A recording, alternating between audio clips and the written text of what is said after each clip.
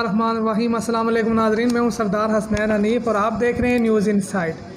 नाज़रीन, आज फिर इमरान खान साहब की पेशी थी इस्लामाबाद में सेशन कोर्ट में, और इमरान खान साहब जो हैं वो इस पेशी पर जो है वो आज अदालत में पेश नहीं हुए, और इस हवाले से इमरान खान साहब ने जो है वो इस्लामाबाद हाई कोर्ट में भी जो है वो रुजू कर रखा था ज़मानत के लिए, और अदालत से उन्होंने कुछ वक्त मांगा कि उन्हें 1 माह की जो है वो मुद्दत फराहम की जाए, क्योंकि कुछ ऐसे सिक्योरिटी थ्रेट्स हैं जिसकी वजह से इमरान खान साहब जो है वो F8 कचहरी में पेश नहीं हो सकते। लेकिन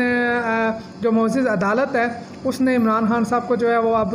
13 मार्च को जो है वो सेशन कोर्ट में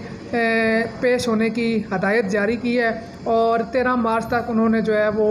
इमरान खान साहब के जो नाकाबिले ज़मानत वारंट गिरफ़्तारी थे उनको जो है वो मुअत्तल कर दिया है। अब देखते हैं इमरान खान साहब जो है वो 13 मार्च को भी जो है वो सेशन कोर्ट में पेश होते हैं या फिर जो है वो ऐसा करने से गुरेज करते हैं। एक बात तो बड़ी वाज़ेह है कि इमरान खान साहब की जान को जो है वो शदीद तरीन ख़तरात लाहक हैं, और यही वजह है कि इमरान खान साहब की जो वकला की टीम है, जो सिक्योरिटी की टीम है, वो इमरान खान साहब को जो है वो F8 कचहरी में पेश होने से रोक रहे हैं। लेकिन दूसरी जानिब जो पाकिस्तान की मोअज़्ज़िज़ अदालतें हैं वो इमरान खान साहब को हर पेशी पर जो है वो अदालत में देखना चाहते हैं। इसी तनाज़ुर में अभी तक इमरान खान साहब को जो है वो के ख़िलाफ़ 78 जो है वो मुकदमात दर्ज हो 76 मुकदमात जो हैं वो दर्ज हो चुकी हैं। अगर आप एक अंदाज़ा लगाएं, अगर इमरान खान साहब के ऊपर दर्ज होने वाली FIRs का हिसाब लगाया जाए तो रोज़ाना इमरान खान साहब की एक दिन में जो है वो अदालतों में 3 पेशियां बनती हैं। अगर हफ्ते और इतवार की छुट्टी को बीच में से निकाला जाए तो इसका मतलब है कि इमरान खान साहब जो है वो पूरा महीना जो है वो इंगेज रहेंगे अदालतों के चक्कर लगाने में और अपनी तरीक़ें भुगतते रहेंगे। अजीब निज़ाम है इस पाकिस्तान का, और अजीब जो है वो इंसाफ का निज़ाम है इस मुल्क के अंदर, जहाँ एक आप कह सकते हैं कि एक शोबाज वज़ीर आज़म जो है उसके ख़िलाफ़ जो है वो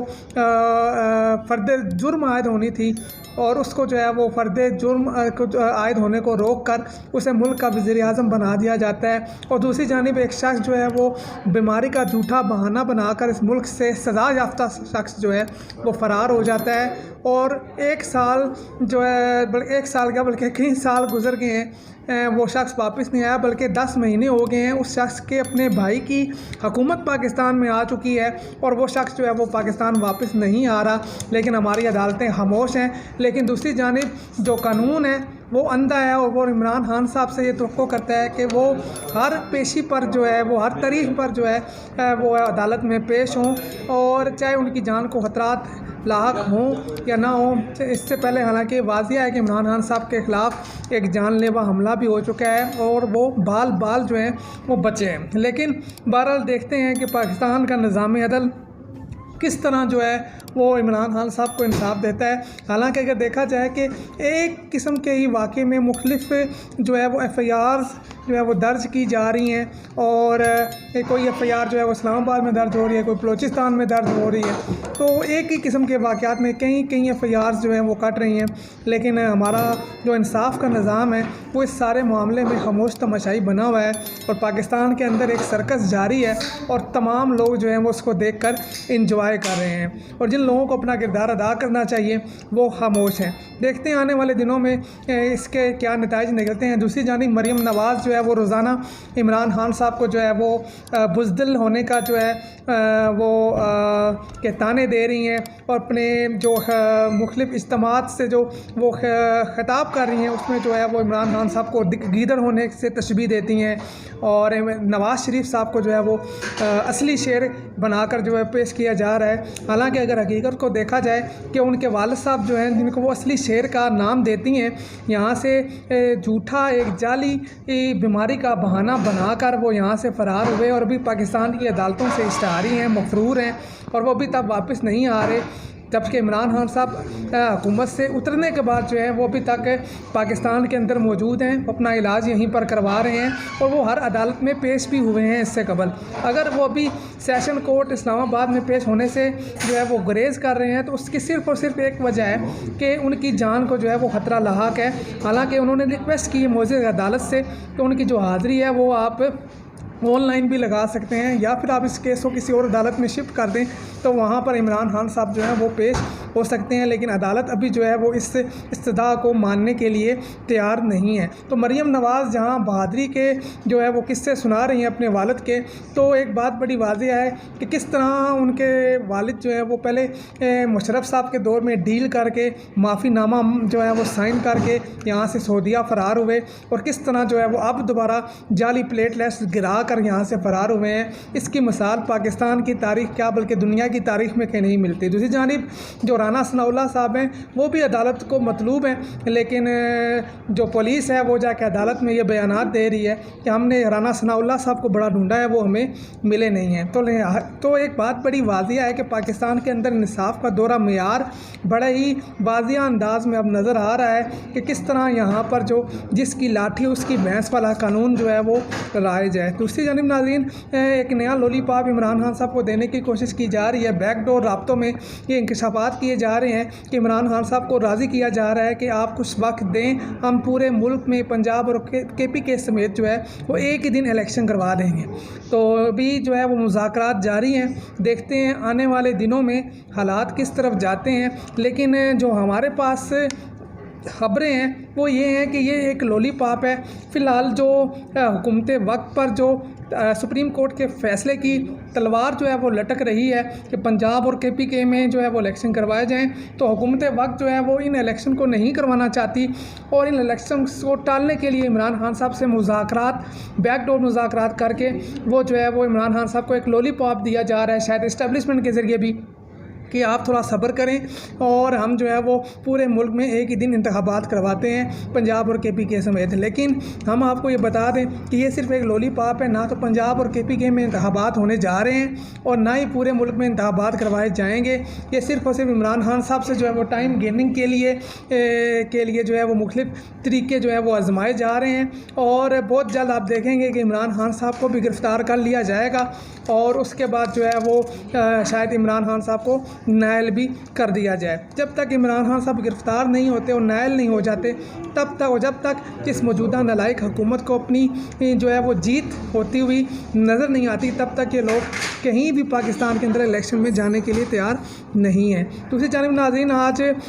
میڈیا پر ایک خبر بڑی جو ہے وہ میڈیا کی زینت بنی کہ مسلم لیگ نون کی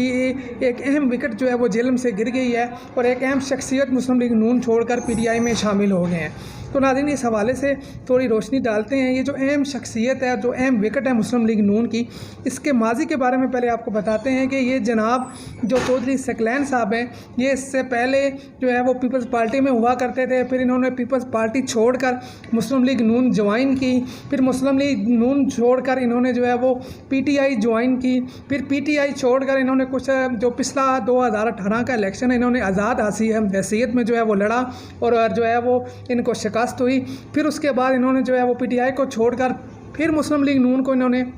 جوائن کیا، اور اب جو ہے مبینہ طور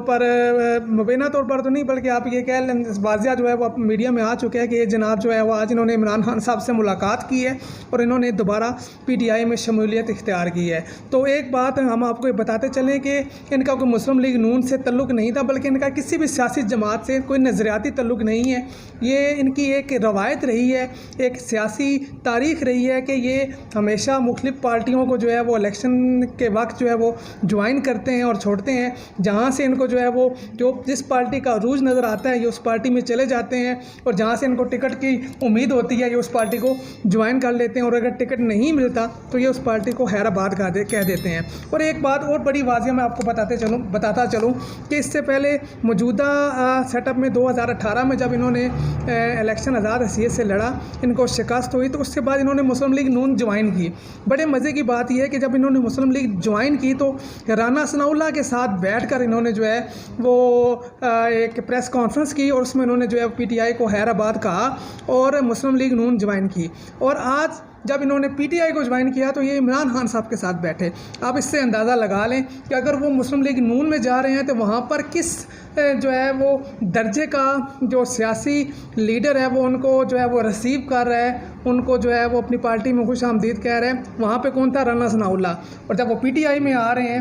تو ان کو جو ہے وہ پارٹی کا چیئرمین امت مسلمان کا جو اس ٹائم واحد لیڈر ہے اور جو پاکستان کی سب سے بڑی سیاسی جماعت کا لیڈر ہے عمران خان, وہ ان کو ریسیو کر رہا ہے. تو ایک بات جو ہے وہ ہماری سمجھ سے بالا کر رہا ہے کہ جب